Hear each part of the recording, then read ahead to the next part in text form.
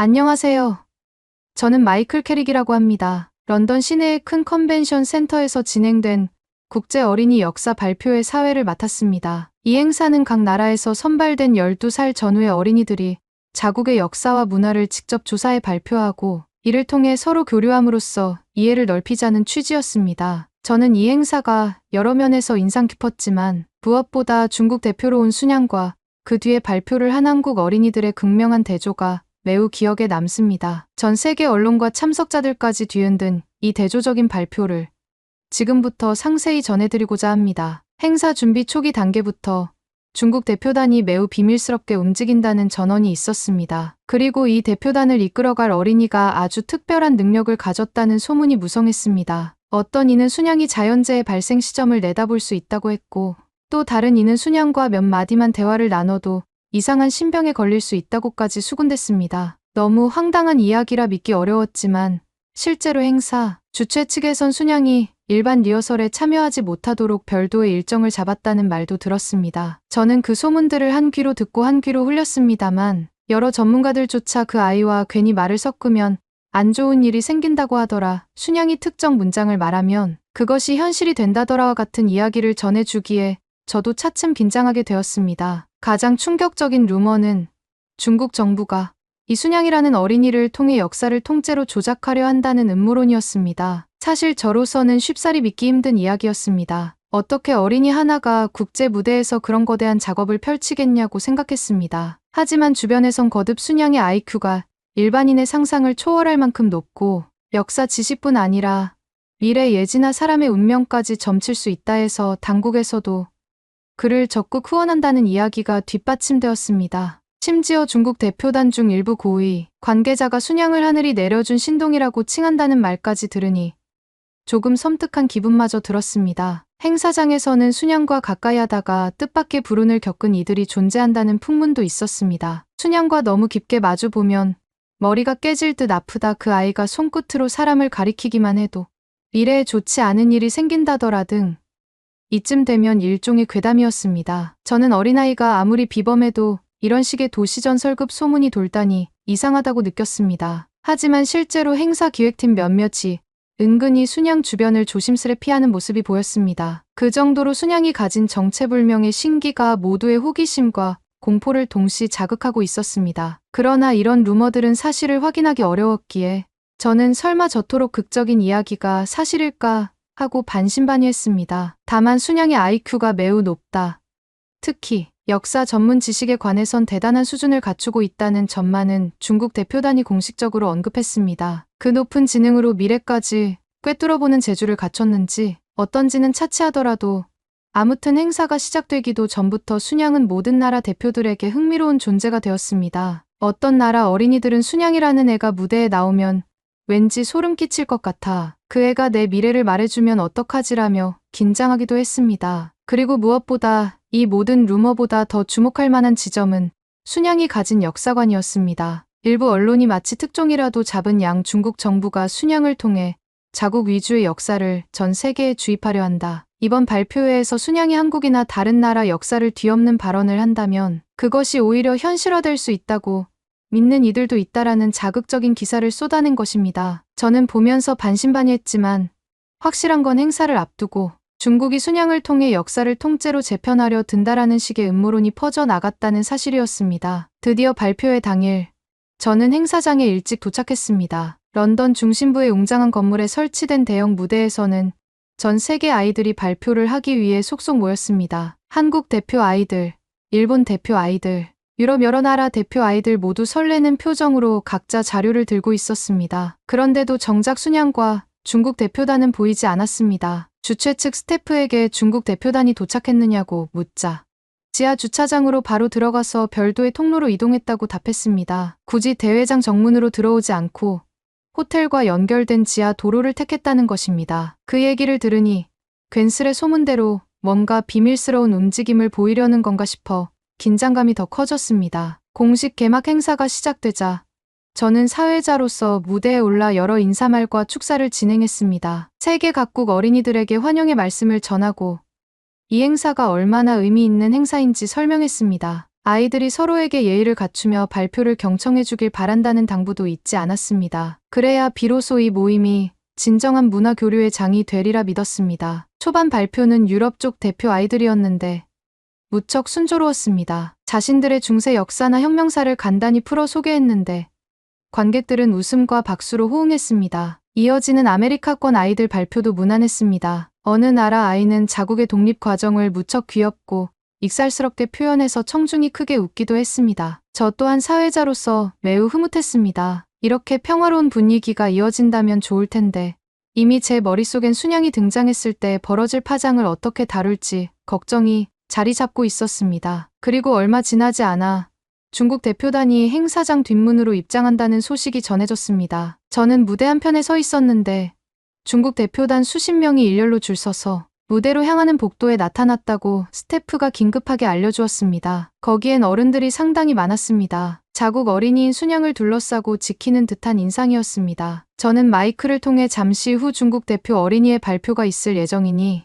모두 자리에 앉아달라고 알렸습니다. 슬슬 분위기가 달아오르기 시작했습니다. 중국 발표 차례가 되자 저는 그들의 요청대로 간단한 소개만 하고 무대를 넘겼습니다. 원래라면 이번에는 중국 대표인 순양 군이 멋진 발표를 준비했다 정도의 수사를 곁들였을 텐데 중국 대표단에서는 짧게 언급만 해달라는 요구를 해왔습니다. 그래서 저도 중국 대표 어린이 발표가 이어지겠습니다. 여러분 큰 박수 부탁드립니다 하고 물러났습니다. 그 순간 반들반들한 머리카락을 한 작고 깡마른 아이가 무대 위로 걸어 나왔습니다. 저는 저 아이가 바로 순양이라는 걸 직감했습니다. 붉고 금색 문양이 들어간 전통스러운 복장을 입고 있었고 얼굴에는 희미한 미소가 떠 있었지만 눈빛만은 굉장히 강렬했습니다. 관객석에서 여기저기서 웅성거림이 일어났습니다. 루머로만 듣던 순양을 실제로 보게 된 이들은 정말 신비롭다 뭐랄까 아이 같지 않은 포스가 있다라는 반응을 보였고 한편에선 괜히 무섭다고 수군대는 소리도 들렸습니다. 순양이 무대에 올라 인사말조차 최소한만 건넸을 때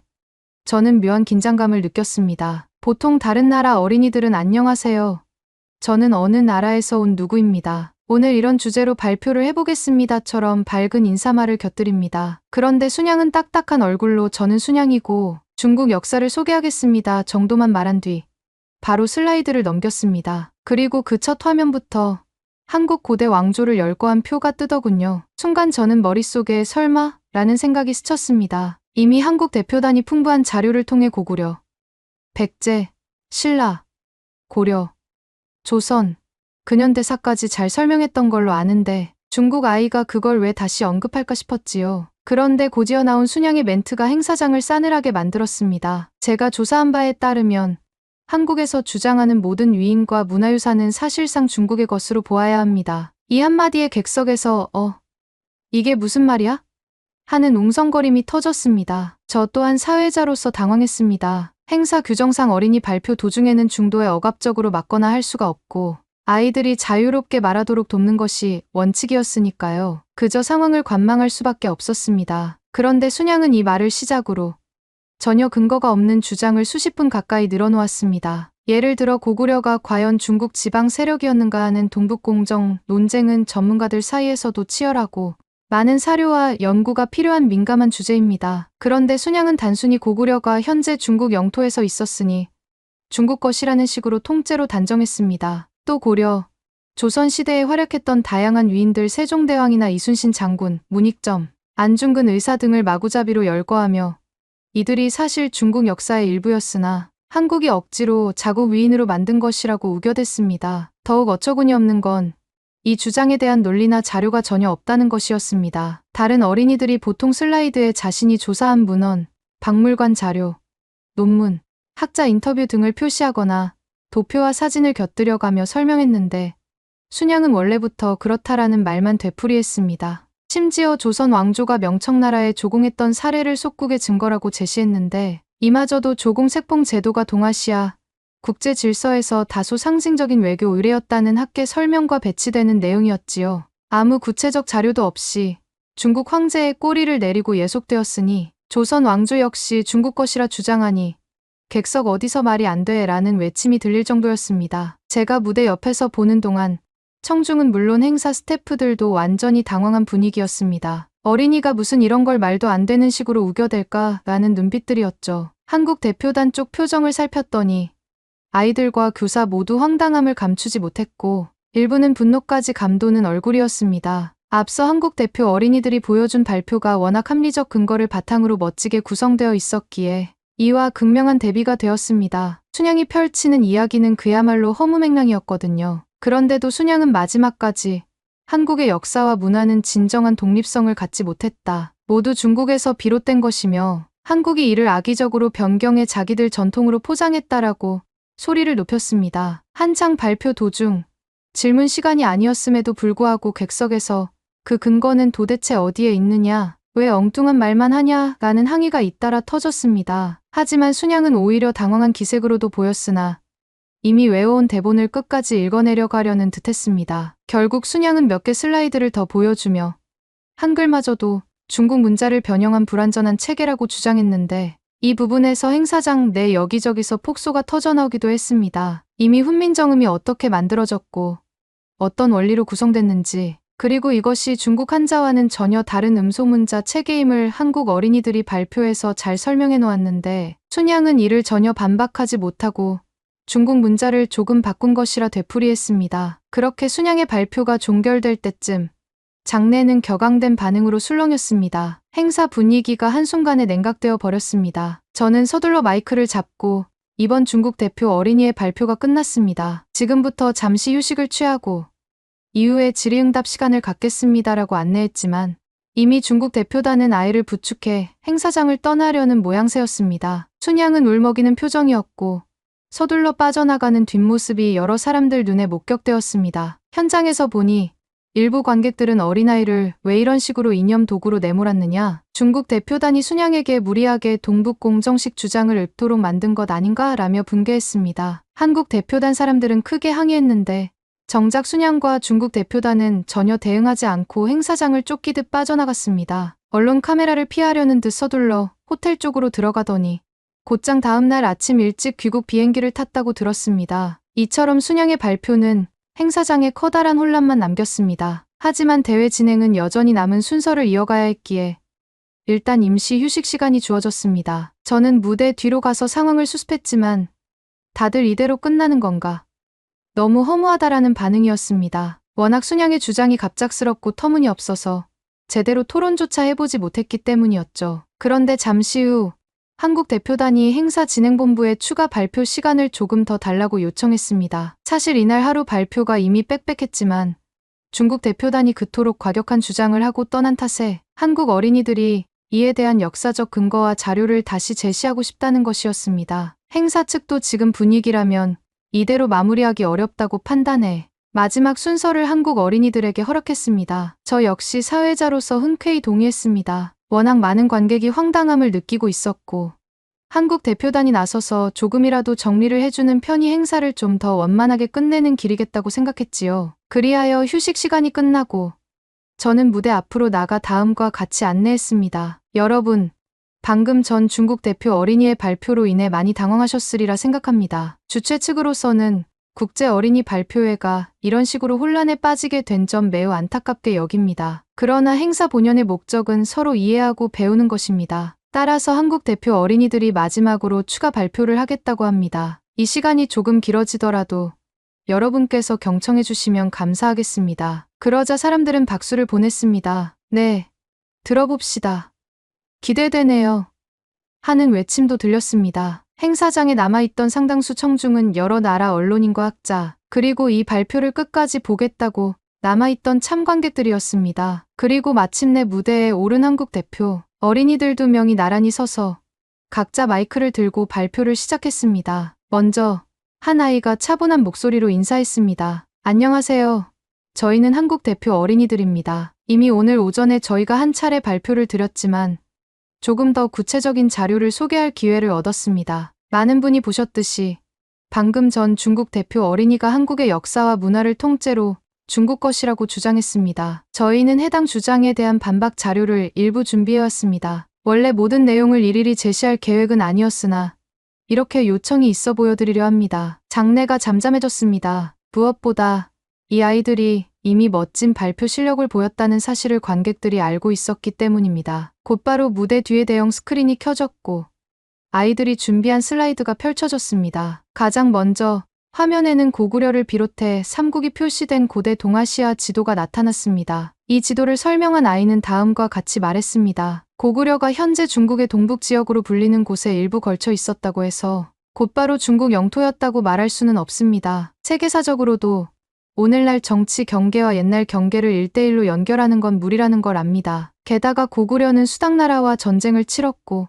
여러 차례 서로 조공책공을 주고받았지만 결코 속국이 되지는 않았습니다. 이 발언과 함께 아이는 북한 역사학계 및 국제학계에서 나온 여러 논문 자료 제목을 슬라이드로 보여주었습니다. 예를 들면 동북공정과 고구려사 연구 서울모 대학, 동북아연구소, 발표 연도 등 같은 학술 자료 목록이 구체적으로 나열되어 있었지요. 그리고 각 논문 요약 문장을 인용하되 어린이답게 쉬운 말로 풀어서 설명했습니다. 보시다시피 많은 연구자가 고구려가 독립적 왕조였음을 인정하고 있습니다. 조공 체계는 당시 동아시아에서 흔히 쓰인 외교 형식에 불과했습니다. 외교사적으로 보면 오늘날 서양 국가 간 조약과 크게 다르지 않거든요. 관객들은 고개를 끄덕이는 분위기였습니다. 정말로 간단한 지도나 기록만 봐도 고구려가 그저 중국 지방정부였다면 무려 100만 대군을 이끌고 온수 양제를 물리쳐 나라를 흔들지 않았을 것이라는 근거가 충분하니까요. 이어서 아이가 사진 자료를 넘겼는데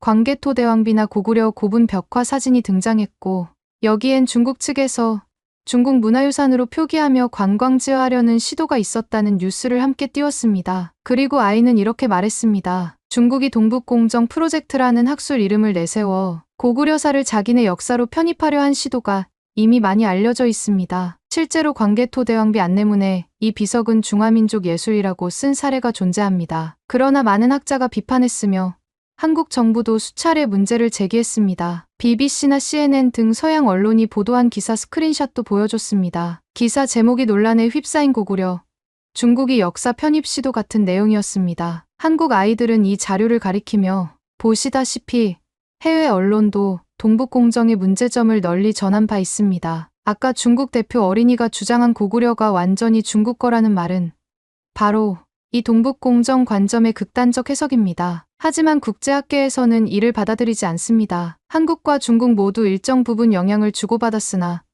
결국 고구려는 독립왕조였다는 기록이 훨씬 많습니다. 라고 또렷이 설명했습니다. 관객들은 역시나 하는 표정으로 납득하는 분위기였고 한국 대표단을 제외한 다른 나라 사람들도 문헌과 뉴스 인용을 이렇게나 꼼꼼히 했구나라며 감탄했습니다. 그 다음 아이는 고려 시대로 화제를 옮겼습니다. 화면에는 고려 지도가 등장했고 거란과의 강동 육주 교섭, 몽골 침입 시기 고려의 저항, 원 간섭기 이후 독립 회복 등 중요한 사건이 간략히 표기되어 있었습니다. 아이는 서희 단판 일화를 간단히 소개하며 만약 고려가 중국의 지방 정부였더라면 거란윤나라과 외교적 담판을 할 이유도 없었을 것입니다. 그렇지만 서희 장군이 거란 장수와 외교 협상을 벌여 강동 육주를 획득한 일은 고려가 명백히 독자 국가임을 보여줍니다. 또 수많은 사서가 고려 왕실의 내정이나 외교가 독립적으로 이루어졌음을 증언합니다. 라며 근거를 댔습니다. 이어서 아이들이 보여준 것은 조선시대에 대한 자료였는데 특히 세종대왕의 훈민정음 창제 과정을 뉴스와 논문 형태로 인용했습니다. 화면에는 훈민정음 창제의 의의와 동아시아 문자혁신 홍길동 교수, 한국어학회 논문집 같은 문헌 제목이 보였고 아이들은 해당 논문에 나오는 핵심 내용을 간단히 요약했습니다. 훈민정음 해례본 분석에 따르면 이는 중국 한자와 달리 음소를 자모로 나누어 표기하는 독창적 체계입니다. 학자들은 이를 세계적으로도 매우 혁신적인 문자라고 평가해왔습니다. 외국 언론도 한국이 자국 문자를 발명했다며 놀라워했지요. 중국의 것을 살짝 바꾼 것이라는 순양의 이야기가 얼마나 허술한지 이 한 대목에서 드러나는 셈이었습니다. 아이들은 또한 미국 언론이나 영국 학계가 훈민정음의 독창성을 주목한 보도 자료를 몇 장 발췌해 소개했습니다. 예컨대 영국 옥스퍼드대 초청 강연에서 소개된 훈민정음 창제 같은 타이틀을 기사 형태로 짧게 보여줬지요. 관객들은 이번에도 박수를 보냈습니다. 한국 아이들은 이어서 조선 후기 전란, 그리고 근대 시기로 넘어갔습니다. 임진왜란 때 이순신 장군의 활약을 간단히 언급하더니 순양이 무턱대고 이순신도 중국 해군 전술을 베낀 것이라는 식으로 주장했던 부분을 반박했습니다. 이순신 장군이 남긴 난중일기나 전적 기록을 보면 당시에 거북선이나 판옥선 같은 독자적 전투함과 전술을 구사했습니다. 이 부분은 명나라 장군의 기록과도 대조가 되며 중국 쪽 해전 자료에선 이런 유형의 전함 설계가 확인되지 않습니다. 화면에는 진수성찬하게 정리된 학술 인용이 지나갔습니다. 이순신 영구 한국해군 사관학교 간행, 연도 등 명나라 장수 진린 관련 자료와 조선 수군의 비교 국방대 석사 논문 이런 것들이었지요. 아이들은 어린이답지 않게 꽤 전문적인 제목도 곁들이며 이렇게 연구 결과가 많다라고 요약했습니다. 객석에서 누군가 작게 저 정도면 학술 발표 아닌가라고 중얼거렸는데 딱 그런 분위기였습니다. 이후 근대로 넘어가 안중근 의사와 독립운동사까지 다루었습니다. 춘향이 안중근 의사를 중국 잔존 세력 중 일부라며 말도 안 되는 논리를 펼친 데 대한 반박이었지요. 아이들은 스크린에 대한제국, 독립운동, 상하이 임시정부 등 사진과 함께 국내외 신문 기사를 인용했습니다. 어떤 것은 안중근, 동양평화론을 주창하다라는 내용으로 영국 언론에서 일제강점기 반침략 영웅으로 소개한 기사였습니다. 아이들은 설명했습니다. 당시 상하이에서 활동하던 임시정부는 중국의 독립운동가들과도 교류했지만 서로 다른 독립투쟁 노선을 가지고 있었습니다. 안중근 의사가 남긴 문헌이나 활동 기록을 보면 그는 분명히 조선이라는 민족 정체성을 강조했고 일본 제국주의 침략에 맞섰습니다. 이를 중국 역사로 둔갑시키는 건 일종의 침탈적 논리로 보입니다. 이 부분에서 청중은 아 하는 탄성을 내보였습니다. 왜냐하면 그 말이 너무나 당연하면서도 순양 발표에는 전혀 없었던 근거였기 때문입니다. 아이들은 또 대만의 한 언론 기사를 보여주며 한때 중국 내부 일부 집단이 안중근 의사를 자국 영웅으로 포장하려 시도했지만 이는 역으로 한국 및 국제사회의 반발을 일으킨 사례라고 전했습니다. 그 기사의 일부가 인용되었고 관객들은 이렇듯 사실관계를 짚어주는 모습에 연신 고개를 끄덕였습니다. 전체적인 반박 흐름을 마치고 나서 한국 아이들은 정리하자면 한국은 중국과 오랜 교류 관계를 맺었으나 독자적 왕조와 문화, 인물들을 통해 역사를 전개해왔다고 말했습니다. 그리고 마지막 슬라이드에는 한국 근현대사를 간단히 요약한 타임라인이 떴습니다. 해방 이후 경제발전, 민주화, 현재의 국제사회 참여에 이르기까지 다양한 수치와 그래프를 간략히 보여주면서 설명했습니다. 특히 여러 해외 언론이 한국의 현대 발전상을 보도한 기사 제목까지 캡처로 정리해두어 한국은 스스로의 노력을 통해 다양한 성취를 해왔다라는 결론을 강조했지요. 아이들이 발표를 끝맺으면서 이렇게 말했습니다. 이 발표는 저희가 한 달 넘게 준비해온 추가 자료들이 포함되어 있습니다. 원래는 간단히만 다루려 했는데 오늘 아쉽게도 중국 대표 어린이 발표에서 저희 나라 역사가 전부 중국 것이라는 극단적 주장이 나왔기 때문에 저희가 조금 더 구체적인 근거를 보여드리게 되었습니다. 마지막으로 동북공정 등에 관해 여러 학자와 언론이 지적해온 내용들을 존중하며 저희 한국 어린이들도 이런 사실을 분명히 알아두고 싶습니다. 감사합니다. 장례는 정적이 흐른 뒤 곧이어 우레 같은 박수로 터져나갔습니다. 전문가와 언론인들이 앞다퉈 사진을 찍고 일부는 감탄했다는 듯 일어나 기립박수를 보냈습니다. 사회자인 저 역시 이 순간 마음이 움직였습니다. 사실 어린이들 발표라고 해서 대충 기대할 수도 있는데 뉴스, 논문, 사료에 이토록 세세히 접근해 논리적으로 정리했으니 말입니다. 그리고 관객 모두가 느낀 공감대는 순양의 발표가 얼마나 근거 없는 억지였는지 한국 어린이들의 반박이 잘 밝혀주었다라는 것이었습니다. 발표가 끝나자 저는 사회자로서 미리 준비해둔 멘트도 있고 한참이나 박수를 보냈습니다. 곧이어 무대 앞으로 다시 나가서 말을 이었습니다. 정말 대단합니다. 사실 저희가 이 행사에서 아이들이 발표하는 걸 강제로 규제하지 않는다는 원칙이 있었기에 중국 대표 어린이의 발표도 그대로 지켜볼 수밖에 없었습니다. 하지만 이렇게 한국 어린이들이 논리적인 근거와 풍부한 자료로 대응해주니 저를 비롯한 행사 관계자 모두가 행사가 올바른 방향으로 수습되는 것 같아 다행스럽습니다. 청중이 다시 한번 환호했고 한국 어린이들은 수줍게 미소 지으며 무대를 내려갔습니다. 그 뒤 마이크로 진행된 짧은 질의응답 시간이 이어졌는데 세계 여러 매체나 학술기관에서 온 참관인들이 한국 아이들에게 질문을 던졌습니다. 예컨대 동북공정이 정확히 언제 시작되었는가? 고구려 이후 발해에 대한 중국 측의 주장은 어떤가? 같은 질문이 나왔고 아이들은 준비해온 보조 노트를 보며 정확히 답했습니다. 발해가 고구려 유민과 말갈족 연합으로 세워진 독립왕조라는 기록, 10세기에서 9세기에 걸쳐 번성했다가 멸망했다는 사실, 발해와 당나라의 관계가 속국이 아니었다는 사서 등도 간단히 언급하더군요. 행사장 곳곳에서 전문 학자들이 웃으며 어린이지만 엄청난 자료를 쌓아놨다. 성인 못지않은 준비성이 돋보인다고 감탄했습니다. 그리고 이렇게 한국 어린이들이 뒷수습을 해주어 순양의 황당 발언으로부터 대회가 파국으로 치닫는 걸 막고 어느 정도 온전하게 종결될 수 있었습니다. 제가 행사 사회자로서 마지막 인사를 하면서 오늘 발표 중에서 한국 어린이들이 보여준 두 번의 무대는 전 세계인의 깊은 인상을 남겼다. 특히 마지막 추가 발표는 정말 훌륭했고 여태껏 이런 어린이 역사 발표회에서 보기 힘든 수준이라고 평가했습니다. 이에 관객들도 거세게 호응했습니다. 통역이 여러 언어로 전달되자 각국 대표단과 언론인들도 일제히 예우의 박수를 보내줬습니다. 춘향의 발표가 초래한 혼란이 워낙 컸지만 한국팀이 오히려 이 기회를 역사적 사실에 입각한 지식으로 풀어낸 셈이었지요. 행사가 모두 마무리된 후 여러 언론 보도가 쏟아졌습니다. 보통 이런 어린이 발표회는 다채로운 축제처럼만 보도되기 쉬운데 이번에는 중국 대표의 무리한 주장과 한국 어린이들의 완벽 반박이라는 구도가 크게 부각되었습니다. 예컨대 영국의 한 신문은 한국 초등생팀 동북공정 논리의 일침이라는 제목으로 한국 아이들이 보여준 풍부한 논문과 자료 활용, 그리고 매끄러운 PPT 구성과 발표 태도를 상세히 다루었습니다. 미국 쪽 언론도 어린이 학술팀 같은 모습이었다라고 놀라움을 표했고, 일본 일부 신문도 중국 참가단이 도망쳐버린 가운데 한국 어린이들의 논리가 빛났다는 논평을 내놓았습니다. 그렇다고 해서 행사가 모두 해피엔딩은 아니었습니다. 애초에 순양이 왜 그런 발표를 하게 되었는지, 중국 대표단이 어떤 의도로 그를 내세웠는지는 끝내 밝혀지지 않았습니다. 순양은 울며 귀국했고 대회 이후에 공식 인터뷰나 질의응답 없이 사라졌습니다. 여러 관측이 있었죠. 중국 정부가 동북공정 관점을 어린이에게 주입해 세계 무대에서 선전하려 한 것 아니냐.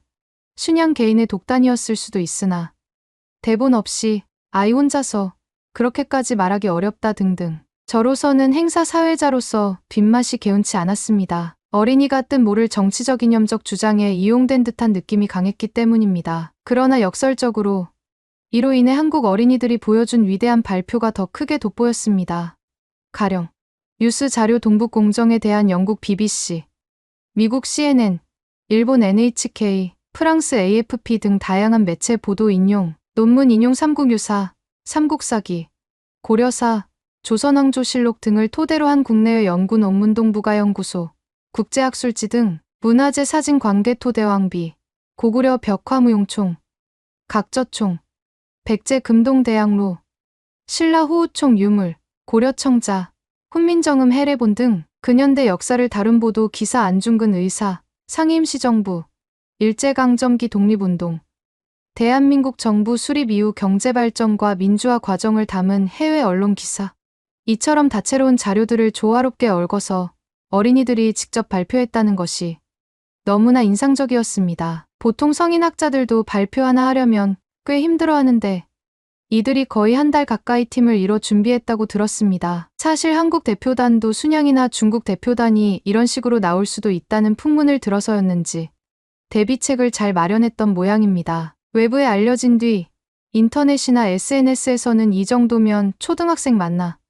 어른들도 하기 힘든 작업을 해냈다 같은 댓글이 많았습니다. 그리고 행사 관계자로서 제가 느낀 한 가지 교훈은 어린이 발표에도 역사 왜곡이나 외교 갈등이 개입되면 충분히 큰 파장을 불러일으킬 수 있다. 그럴 때 준비된 아이들은 반대로 큰 감동을 주기도 한다는 것이었습니다. 행사가 끝나고 얼마 뒤 공식 보고서가 발행되었습니다. 거기에는 여러 나라 전문가들이 순양 발표는 근거가 전혀 없었고 한국 어린이들의 발표가 매우 체계적이었다. 어린이를 통한 문화 왜곡 시도는 실패한 셈이라는 결론을 실었습니다. 영국 정부 측도 앞으로 비슷한 국제 어린이 행사가 열릴 땐 특정 국가가 다른 나라 역사를 일방적으로 부정하는 발표를 하지 않도록 사전에 논의해야 한다고 의견을 제시했습니다. 저는 조금 씁쓸했습니다. 본래라면 아이들이 서로 국가별 전통의상이나 노래, 춤, 음식, 역사 이야기를 순수하게 주고받으며 우정을 쌓는 무대가 되기를 바랐는데 중국 대표단과 순양이 한순간 그 분위기를 무너뜨렸으니까요. 다행히도 한국 어린이들이 멋지게 뒷수습을 해냈고 결과적으론 전 세계가 보고 놀랄만한 역사적 순간을 만들어냈다는 점에서 행사가 전부 실패로 귀결되지는 않았습니다. 개인적으로 가장 강렬했던 장면은 한국 어린이들이 마지막에 뉴스와 논문을 줄줄이 언급하며 동북공정 논리를 차분히 깨부수는 모습이었습니다. 이건 BBC 기사입니다. 이건 국내 학술지 논문 요약입니다. 보시다시피 고구려가 수나라와 전쟁한 기록이고 여기 명나라 기록에는 이러저러한 대목이 있습니다라는 식으로 근거 제시를 이어갈 때 어른인 저조차 아이들이 이토록 논리적인가 하고 탐복했습니다. 그 모습을 지켜본 여러 관객 역시 이건 어린이 발표가 아니라 거의 작은 학술 세션 같다라며 놀라워했지요. 또 하나 의미 있었던 것은 한국 어린이들이 그 과정에서 오만하거나 공격적으로 굴지 않았다는 점입니다. 예를 들어 저희가 옳고 중국이 틀렸으니 비난한다가 아니라 저희 자료를 통해 여러분이 판단해 보시라. 한국 역사에 대한 왜곡이 바로 잡혔으면 좋겠다는 식이었습니다. 그저 중국이 나쁘다고 주장하기보다는 역사적 사실을 토대로 진실에 접근하자는 태도로 임했기에 오히려 관객들에게 호감을 산 것 같았습니다. 행사가 공식 종료된 뒤 많은 사람이 한국 대표 어린이들을 만나고 싶어 했습니다. 저 역시 식사 자리에서 그 아이들과 짧게 대화를 나눌 기회가 있었는데 아이들은 원래부터 동북공정 관련해서는 조금 공부가 되어 있었다고 웃으며 말했습니다. 저희가 조상님 역사를 조사하는 중에 보니까 중국이 고구려, 발해를 자국사로 편입하려는 시도가 있다는 걸 알게 됐어요. 혹시나 국제행사에서 이런 문제가 제기될까봐 그냥 미리 준비했을 뿐입니다라는 답이 돌아왔죠. 저는 그 경지에 감탄했습니다. 한편 순양과 중국 대표단이 어떻게 됐는지 뒤이야기는 딱히 행사 후에 공식 보고가 없었습니다. 다만 본인들이 원했던 성과를 거두지 못하고 급히 철수했다. 순양이 크게 울면서 왜 아무도 믿어주지 않느냐. 난 이렇게 말하면 세상이 바뀔 줄 알았다고 했다라는 소문만 들려왔습니다. 참으로 안타까운 일이지만 이는 또다시 어린이를 제대로 된 사실 기반 교육이 아닌 왜곡된 주장에 동원해버린 어른들의 책임이 크다는 것을 시사한다고 봅니다. 정리하자면 순양의 발표는 한국 역사는 모두 중국 것이라는 터무니없는 논리를 자료 없이 마구 구사한 탓에 행사장의 분노와 혼란을 야기했고 본인도 울며 떠나는 결과를 낳았습니다. 반면 바로 뒤이어 추가 시간에 등판한 한국 어린이들은 뉴스와 논문, 사료를 풍부하게 제시함으로써 순양의 주장을 조목조목 반박하고 자국의 역사적 자주성과 독자성을 깔끔하게 증명해냈습니다. 그리고 이 과정에서 행사 전체가 다시 안정을 찾고 많은 참가자들이 박수로 그들을 응원했습니다. 많은 언론과 전문가들이 이번 일을 계기로 어린이라 하더라도 철저히 조사하면 훌륭한 역사 발표가 가능하다. 어린이 무대에서도 왜곡된 이념이 개입되면 큰 분쟁이 벌어질 수 있다라는 교훈을 얻었습니다. 영국 정부와 행사기획단도 앞으로 비슷한 자리에서 명백한 근거 없는 타국 폄훼나 역사 왜곡이 진행되면 즉시 대처할 규정이 필요하다고 논의했습니다. 덕분에 다음번 국제 어린이 발표회에서는 좀 더 공정하고 건전한 분위기가 조성되리라 기대합니다. 감사합니다. 두 번째 사연 바로 시작하겠습니다. 제발 실제로 와서 보고 느껴봐. 인터넷에서 떠도는 이야기나 사람들에게 들은 오해만으로 한국을 판단하지 말아달라는 거야. 그리고 만약 한국에서 정말 안 좋은 일을 겪으면 그걸 그대로 중국에 알려줘도 괜찮아. 진실을 보고 판단하라는 말이야. 여기 중국인 대학생이 무척 고민하고 있는데요. 과연 이들에겐 무슨 일이 있었던 걸까요? 안녕하세요. 저는 베이징에서 나고 자란 뒤 고등학교를 졸업하자마자 중국 내 명문대 진학이 결정된 리밍입니다. 사실 저는 어려서부터 부모님의 넉넉한 재력 덕분에 큰 어려움 없이 자라왔고 자연스레 중국이 세계의 중심이라는 중화 사상에 익숙해져 있었습니다. 부모님은 무역업과 부동산업을 함께 하시는 분들이라 베이징에서도 손꼽히는 부유한 가정에서 지냈습니다. 어려서부터 주변 어른들은 저에게 중국의 역사와 전통이 얼마나 대단한지를 자주 강조했고 그래서 저 역시 중국 문화에 대한 자부심이 강했습니다. 그렇게 고등학교를 졸업하고 곧 명문대에 입학할 예정이었는데 입학 전까지 남은 시간을 어떻게 보내면 좋을까 하는 생각이 들었습니다. 처음에는 그냥 국내에서 어학원이나 다니며 시간을 보낼까 했지만 같은 고등학교를 졸업한 절친 루이와 메이가 제게 뜻밖의 제안을 하더군요. 우리 모두 역사나 문화 전공을 희망하니까 유럽 여행을 가보는 건 어때?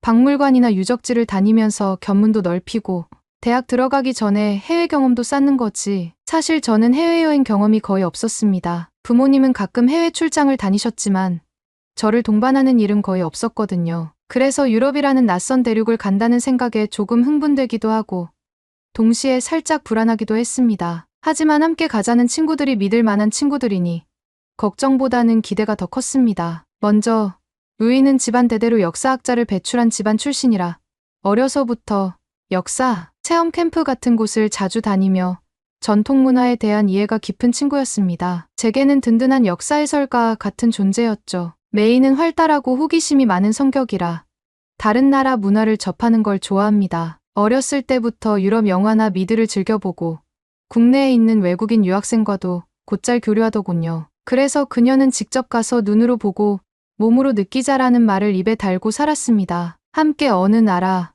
어느 도시를 갈지 일정을 상의하던 중 루이가 갑자기 이렇게 말했습니다. 근데 그냥 여행만 하기에는 좀 심심하지 않아? 우리 중국 문화를 해외에 제대로 알리는 기회를 만들어 보면 어때? 그 말을 듣고 저는 좋은 생각이긴 한데 구체적으로 어떻게 알릴 수 있는데? 라고 물었습니다. 그러자 이번에는 메이가 진지한 표정으로 대답했습니다. 우리가 직접 한풀을 입고 다니면서 현지인들에게 중국 문화를 소개하면 어떨까? 요즘 중국 내에서도 한푸 열풍이 일고 있잖아. 해외 사람들에게도 그 매력을 한번 알려주면 좋을 것 같아. 사실 저도 중화 사상에 입각해 우리 중국 문화를 세계에 더 널리 알렸으면 좋겠다는 마음이 있었기에 이 제안은 무척 매력적으로 들렸습니다. 특히 고전 드라마에서만 보던 한풀을 실제로 입고 해외 거리를 활보한다는 상상에 가슴이 뛸 정도였습니다. 유럽인들이 우리 옷을 보고 얼마나 신기해할까? 그럼 당연히 중국 역사와 전통에 대해서도 관심을 가지겠지 하는 기대감이 컸습니다. 그렇게 우리는 해외에서 당당히 한풀을 입고 걸어다니며 중국 문화를 홍보하자고 의기투합했습니다. 저는 곧바로 인터넷 쇼핑몰에서 제 취향에 맞는 옅은 하늘색 한풀을 주문했습니다. 재봉 상태가 좋아서 몸에 착 달라붙었고 거울에 비춰보니 마치 역사극 속 주인공이 된 기분이 들었습니다. 루이와 메이도 각자 좋아하는 색과 디자인의 한풀을 골랐습니다. 출국을 며칠 앞두고 저는 동네 미용실 원장님을 뵈러 갔습니다. 원장님은 부모님과도 오래전부터 알고 지낸 사이여서 저에 대해 남다른 애정이 있었지요. 평소에도 저는 머리를 다듬거나 가벼운 스타일 변화를 주고 싶을 때면 이 미용실에 들러 수다를 떨곤 했습니다. 그날도 편한 마음으로 의자에 앉아 유럽 여행을 가기로 했다고 말씀드렸는데 원장님이 갑자기 제게 이런 얘기를 꺼내셨습니다. 유럽도 좋지만 한국인들 조심해라. 요즘 한국인들이 자기네가 중국 전통 문화를 먼저 했다고 주장한다더라. 처음에는 귀를 의심했습니다. 저희 목적지가 유럽이지 한국이 아니었거든요. 그런데 원장님이 워낙 호기심 많은 분이라 이른바 한복과 한푸, 논쟁 같은 인터넷 루머도 여기저기서 듣고 계셨던 모양입니다. 원장님이 말씀을 이어가셨습니다. 옛날엔 분명 중국이 문화적으로 우위였는데 이제 한국이 한복이니 뭐니니 하면서 자기네게 원조라고 떠들어댄다지 뭐니. 혹시 거기서 한국인들 만나면 괜히 시비 붙지 말고 조심하렴. 솔직히 저는 순간 마음이 조금 불편해졌습니다. 왜냐하면 저 역시 인터넷에서 한국인들이 한복이 더 오래되었다고 주장한다거나 한푸는 사실 한복을 모방한 거지라는 식의 이야기를 얼핏 본 적이 있었거든요. 물론 그 모든 말을 사실이라 믿은 건 아니지만 혹시라도 우리가 한푸를 입고 나갔을 때 그거 한국 옷 아니야?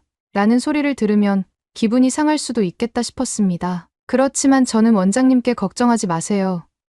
저희는 유럽에만 갈 예정이니까요 라며 웃어넘겼습니다. 속으론 그래도 중국이 세계에서 가장 역사 깊고 찬란한 문명을 꽃피운 나라라고 배웠는데 굳이 다른 나라와 비교해 기 죽을 일은 없을 거야 라는 자부심이 있었습니다. 어렵사리 부모님에게서 허락과 여행 경비를 받아낸 저는 루이와 메이와 함께 영국행 비행기에 올랐습니다. 그렇게 저는 최고의 문명국가라는 자긍심을 품고 한풀을 가방에 가득 챙긴 채 유럽으로 떠났습니다. 사실 한편으로는 정말 우리가 가서 한풀을 입으면 다들 감탄해 주겠지.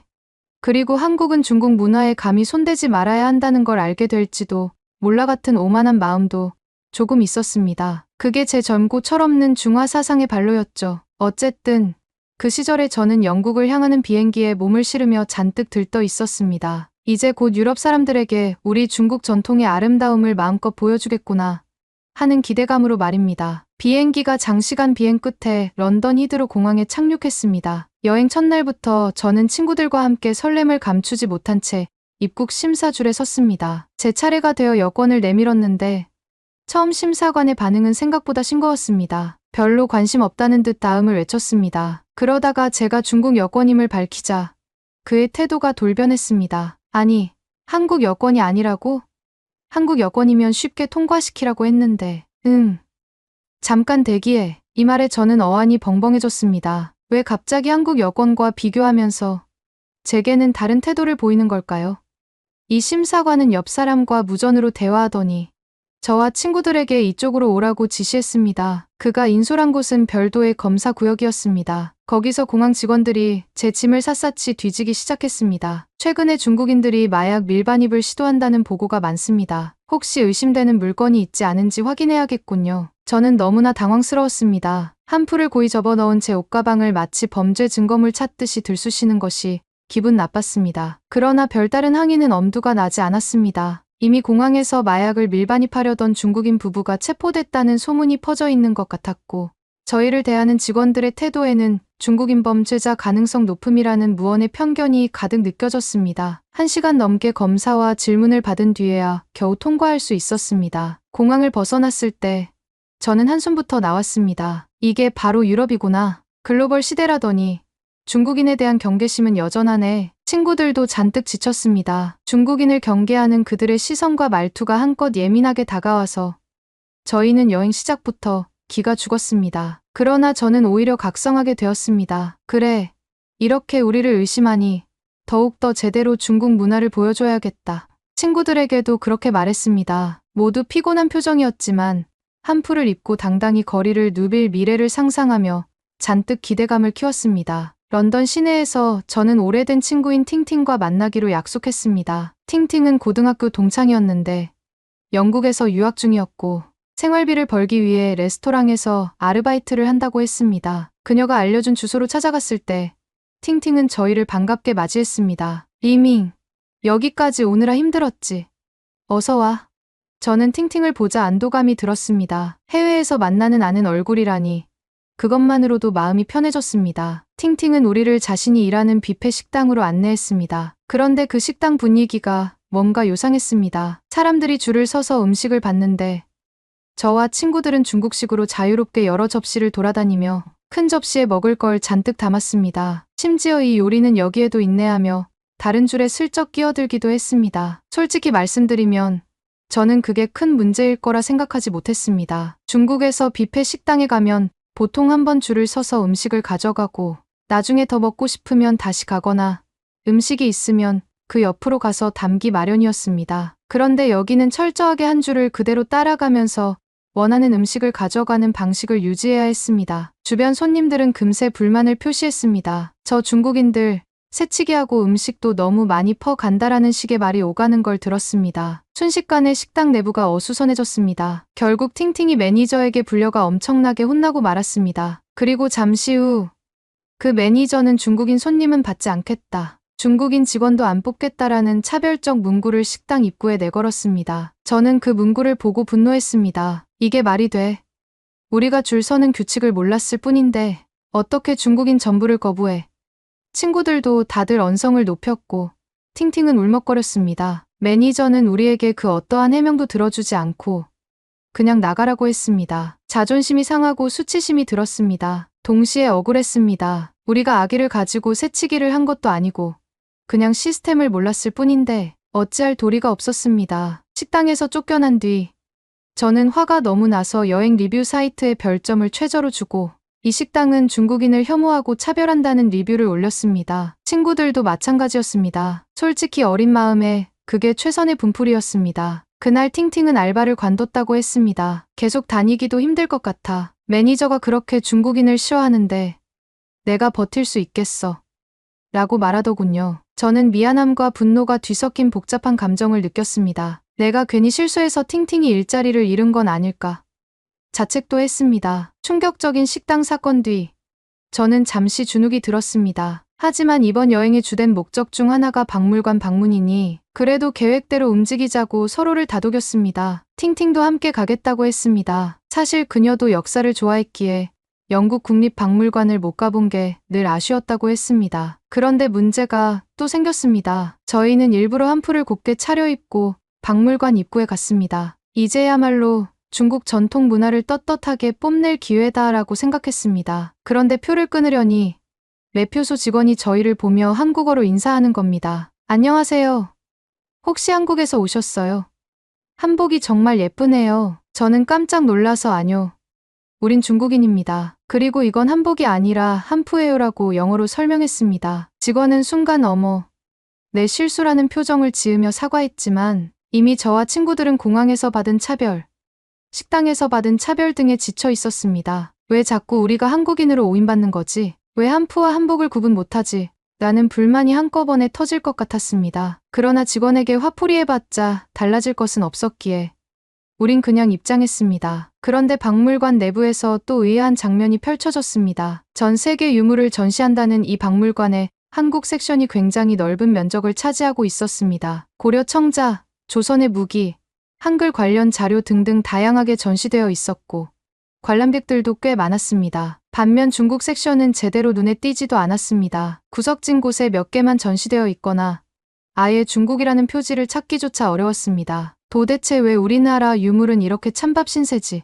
저와 친구들은 답답한 마음에 박물관 직원에게 물었습니다. 돌아온 답은 이렇습니다. 최근 영국과 한국의 문화 교류가 활발해서 한국 유물을 대표적으로 많이 전시하고 있어요. 한국 도자기, 한글 등은 연구 가치가 높다 여겨져 특별전을 하고 있죠. 그 설명을 듣는 순간 저는 속에서 뭔가 뜨거운 것이 치밀어 올랐습니다. 중국도 세계 4대 문명인데 왜 이렇게 푸대접이야?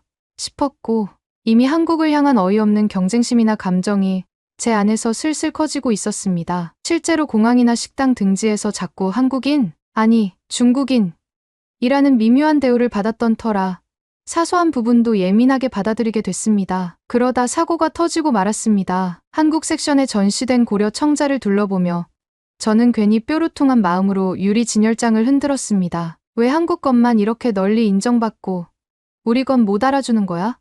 하는 생각이 들었습니다. 사실 저는 살짝 흔들기만 했습니다. 이게 뭐가 대단해? 라는 또 유치한 장난이었지요. 그런데 그 진열장이 생각보다 불안정했던 건지 안에 있던 도자기가 떨어져 산산조각이 났습니다. 주변 관람객들이 경악하며 소리를 질렀습니다. 박물관 직원들이 우르르 달려왔고 심지어 그때 박물관을 촬영하던 언론 기자들까지 몰려와 사진을 찍어댔습니다. 중국인 관광객이 한국 도자기를 고의로 파손했다. 제게 그렇게 외치는 사람도 있었습니다. 저는 급하게 아니, 고의가 아니라 실수다라고 해명했지만 CCTV에는 분명 제가 진열장을 흔드는 장면이 그대로 찍혀 있었습니다. 보기에는 충분히 악의적으로 보였을 테니 제 설명을 믿으려는 사람은 거의 없었습니다. 결국 경찰이 출동했고 저는 친구들과 함께 경찰서에서 몇 시간 동안 조사를 받았습니다. 문화재 훼손 혐의를 받을 뻔했습니다. 언론도 자극적으로 중국인 난동이라는 식의 헤드라인을 뽑았습니다. 저는 겁이 났고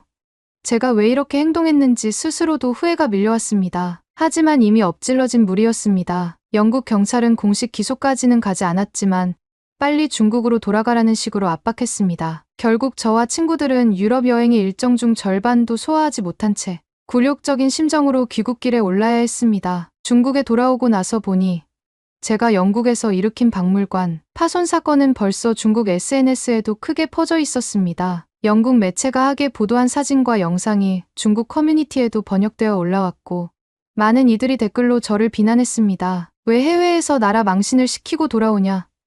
한국 도자기를 부수고 결국 추방당한 거냐? 한풀을 입어서 괜히 중국인 문제 유발자라는 인식만 심어준 건 아니냐? 처음엔 억울했습니다. 제가 고의적으로 부순 건 아니었는데 라고 변명하고 싶었지만 사실 제 행동이 어리석었다는 걸 부정할 수도 없었습니다. 한푸와 한복이 헷갈린다는 이유로 혹은 박물관에서 한국 관련 전시가 많다는 이유로 괜히 감정이 격해져서 진열장을 흔든 건 저였으니까요. 사람들은 내가 혹시 한국 문화를 질투해서 일부러 부순 거 아니냐고 비꼬았습니다. 인터넷에서 저를 옹호해주는 목소리는 거의 없었습니다. 오히려 중국인 난동이란 프레임이 완전히 굳어졌고 제가 아무리 해명하려 해도 이미 사람들은 결과만 보고 판단했습니다. 제 친구들은 물론이고 유학 중이던 팅팅에게까지 타격이 갔습니다. 팅팅은 영국에서 공부를 계속해야 했지만 그 사건이 있은 뒤로 현지 사람들의 시선이 곱지 않아졌다고 했습니다. 팅팅은 너가 전부 잘못한 건 아니지만 어쨌든 지금 중국인 전체 이미지가 더 나빠진 건 사실이야 라고 씁쓸하게 말하더군요. 그녀는 식당에서 겪은 차별, 박물관 사건 등으로 심리적으로 많이 지쳐 있었습니다. 저는 한동안 밖에 나가기도 싫었습니다. 제 SNS에는 악플이 계속 달렸습니다. 왜 해외에 나가서 중국 이미지만 망쳐놓냐는 식의 모욕감 넘치는 말에 저도 점점 지쳐갔습니다. 그러다가 문득 이런 생각이 들었습니다. 정말 내가 잘못한 게 무엇일까? 물론 내 행동이 어리석긴 했지만 근본적으로 영국 공항부터 받은 차별이 문제였던 거 아닌가?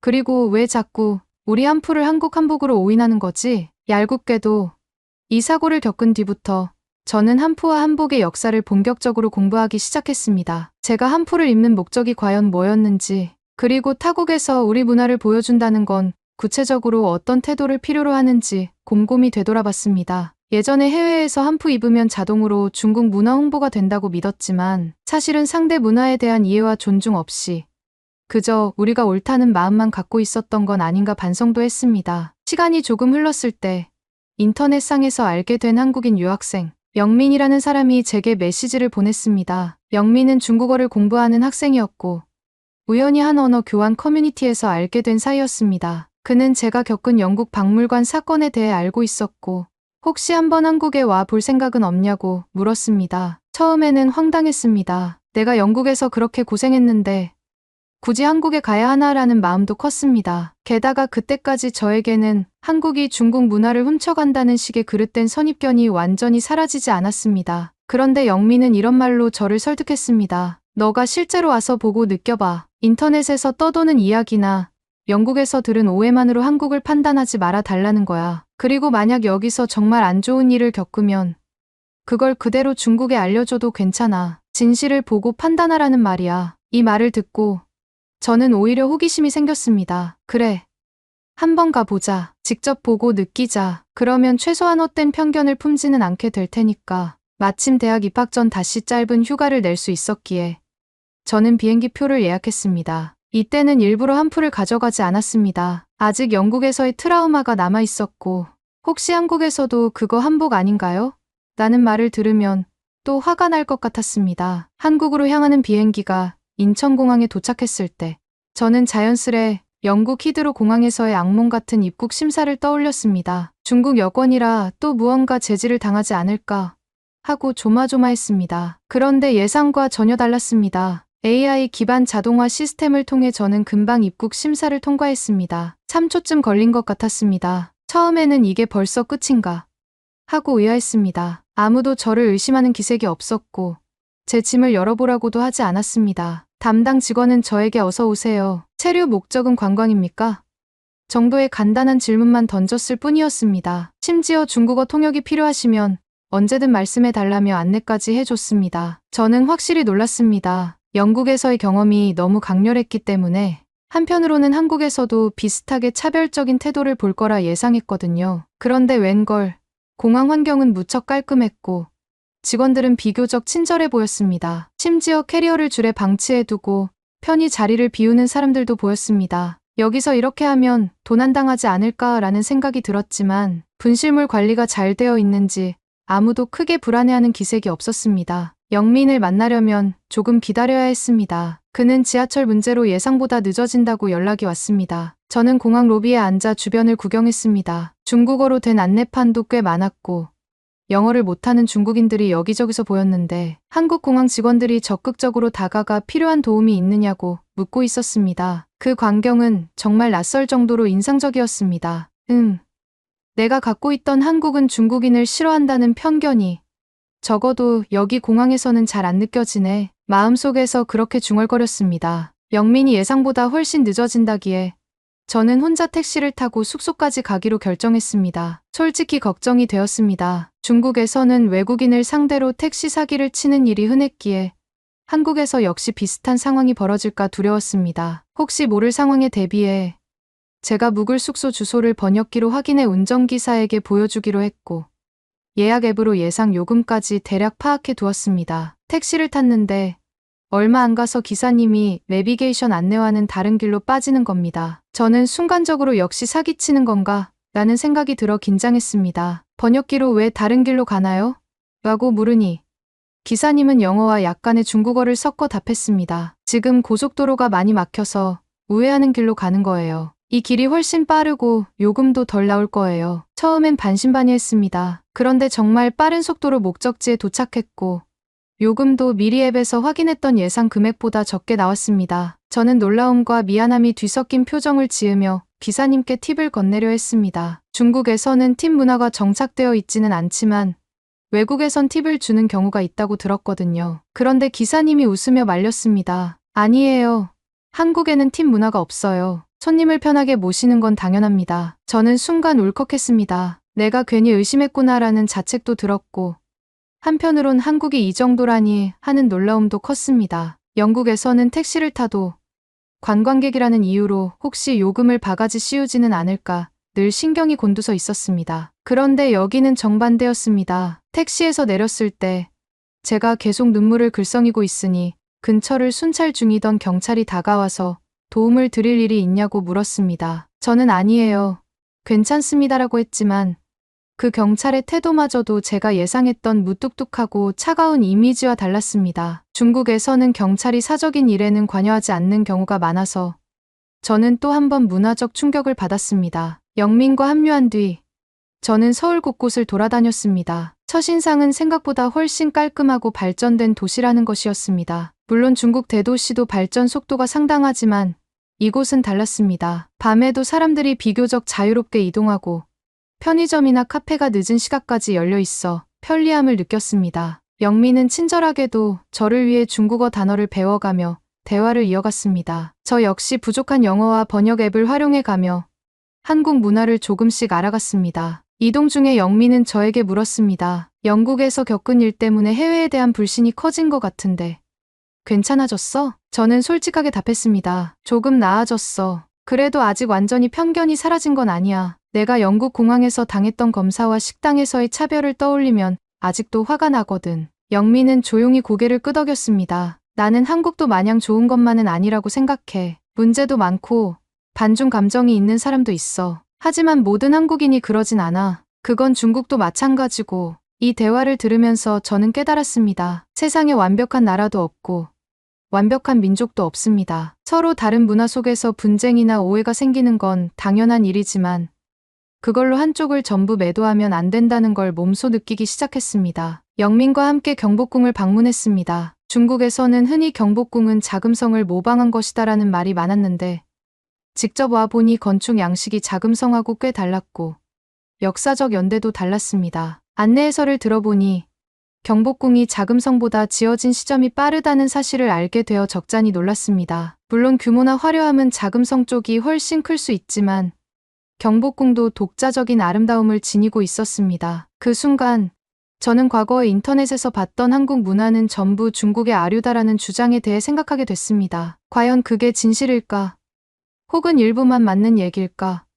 문명이 서로 영향을 주고받는 것은 자연스러운 일이지만 무조건 어떤 쪽이 원조이고 다른 쪽은 표절이라고 단정 짓는 건 섣부른 결론이 아닐까 하고요. 경회로 연못을 지나면서 사진을 찍고 있는데 뜻밖의 광경을 목격했습니다. 몇몇 관광객이 연못에 들어가서 물고기를 몰래 잡고 있었습니다. 저는 처음에 저게 뭐지라고 생각했습니다. 그런데 가까이서 들어보니 그들이 사용하는 말이 중국어였습니다. 오, 이거 꽤 많이 잡히는데? 야, 빨리 봉지 가져와. 제가 놀라서 찍은 사진을 보며 확인하니 정말 중국인 관광객들이었습니다. 마음이 급격히 불편해졌습니다. 중국에서도 국가나 공공기관 소유의 연못에서 물고기를 잡는 건 불법인데 여기 와서 이러면 어떡하나 싶었습니다. 이런 걸 현지인들이 보면 중국인을 더 안 좋게 보겠지라는 생각도 들었고요. 사실 그 이전까지 저는 중국인에 대한 편견과 차별은 억울하다고만 생각했는데 이 장면을 보고 우리 스스로 잘못한 점이 있기에 그런 편견이 생기는 건 아닐까 라는 자괴감이 들었습니다. 한국 측 보안요원이 와서 그들을 제지했지만 그 순간 제 마음속에도 부끄러움과 복잡한 감정이 뒤섞였습니다. 다음 날 영민과 저는 서울 지하철을 타고 이동했습니다. 처음에는 질서정연한 풍경에 다시 한번 놀랐습니다. 승객들이 줄 서서 탑승하고 노약자를 위한 자리는 비워두는 등 시민의식이 높아 보였습니다. 저는 영국과 중국에서 지하철을 탄 경험과 비교하면서 역시 한국도 나름 대단하네라고 감탄했습니다. 그런데 어느 역 인근이 되자 분위기가 갑자기 달라졌습니다. 사람들이 무질서하게 막 새치기를 하고 큰 소리로 욕설 비슷한 말을 하며 한쪽 구석에서는 침 뱉는 모습을 보기도 했습니다. 너무 당혹스러워서 영민을 쳐다봤습니다. 갑자기 왜 이래? 여긴 한국 아니야? 영민은 난처하다는 표정으로 이 근방에 중국인 밀집 거주 지역이 있어. 아마 그쪽 주민들이 많이 타나 봐라고 답했습니다. 실제로 지하철을 내려보니 간판에 한자가 가득했고 중국어를 쓰는 사람들이 무리지어 있었습니다. 길에 쓰레기가 어지럽게 널려있는 구역도 눈에 띄었습니다. 제가 평소에 보았던 질서 정연한 서울과 전혀 다른 광경이었기에 당황했습니다. 아, 이렇게 한국에서도 무질서를 조장하는 건 우리 중국인들일 수도 있구나. 그러니 현지인들이 부정적으로 볼 수밖에 없겠지. 영민이 저를 걱정스럽게 쳐다봤고 저는 그저 괜찮다며 웃었지만 마음 한편이 씁쓸했습니다. 왠지 지하철에서 받은 충격을 떨쳐내고 싶어 저와 영민은 계획을 변경해 한강공원에 가보기로 했습니다. 생각보다 한강은 탁 트인 풍경을 자랑했고 산책로나 자전거 도로가 잘 갖춰져 있었습니다. 많은 사람들이 아이와 함께 돗자리를 깔고 쉬거나 자기들끼리 간단한 음식을 먹으며